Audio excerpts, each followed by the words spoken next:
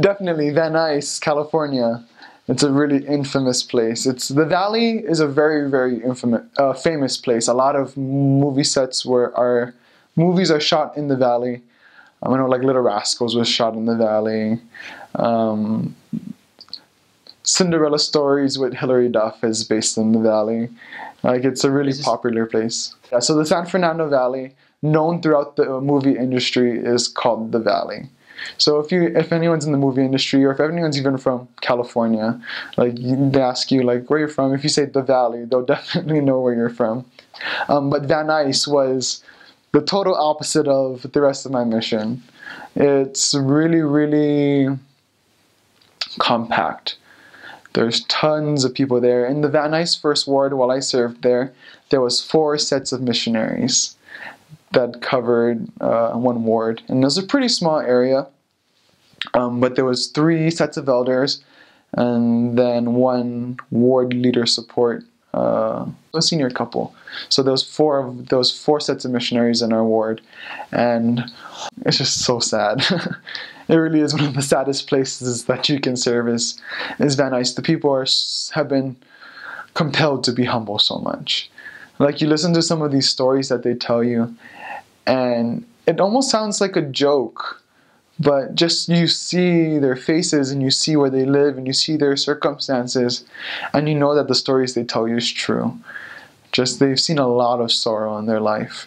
And because of that, it's a lot of apartments, not many houses. It's a transitional area. So every single week, I feel like that our bishop sent us like 4 names to go on. Every set of missionaries, I feel 3 to 4 names of like people that just got moved into the ward, and if we can go and find them.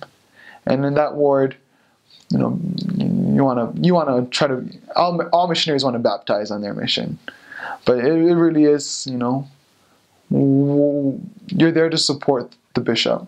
And you don't want to be a burden to the bishop. So in that ward, we did a lot of reactivation.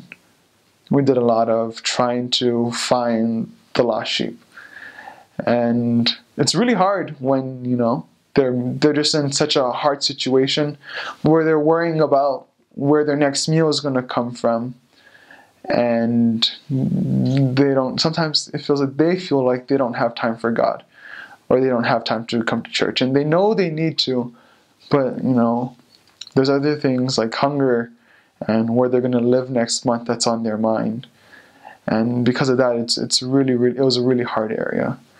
And it was just really sad for me to serve there, to be able to see the situations they were in. And as missionaries, you can only help with so much. And the only thing we have to give them is the gospel of Christ. And they don't, even though that's what they need the most, they feel like that's what they don't have time for. So it's on a grid system. It's super, super easy to get around. It's on the grid system. Van Nuys, where I served, was the middle of the valley. And as you go out, it's a lot of city, a lot of apartments. But as you go out towards the hills, so it's like a circle. In the middle is like Van Nuys, and then as you go out to the hills, there's more houses, and then there's like mansions as you get out to the edge of the hills. And so that's how it is. It is a valley, a circle-ish valley. I want to say the deeper you're in the valley, in the middle, the more people that you'll find that live in apartments, and it's a little older. A lot of people from the Santa Clarita Valley, they actually used to live in the San Fernando Valley. And as time came on and a lot of immigrants started moving into the valley, all of them decided to move to Santa Clarita. And so we saw a really, really big shift there from people that lived in San Fernando they moved to Santa Clarita.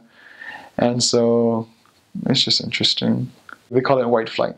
There's a lot of Iranians, there's Armenians, a lot of Armenians in Burbank, Chinese, Vietnamese, you name it, they're there. Cost of living is definitely lower, crime is higher. A lot of missionaries with their bikes, they would like getify their bikes. They would like wrap like plastic bags around their bikes, like put pass along cards and had pictures of Jesus Christ so people wouldn't take them. I know there's one missionary that would like take his lights off, his helmet, carry his seat with him.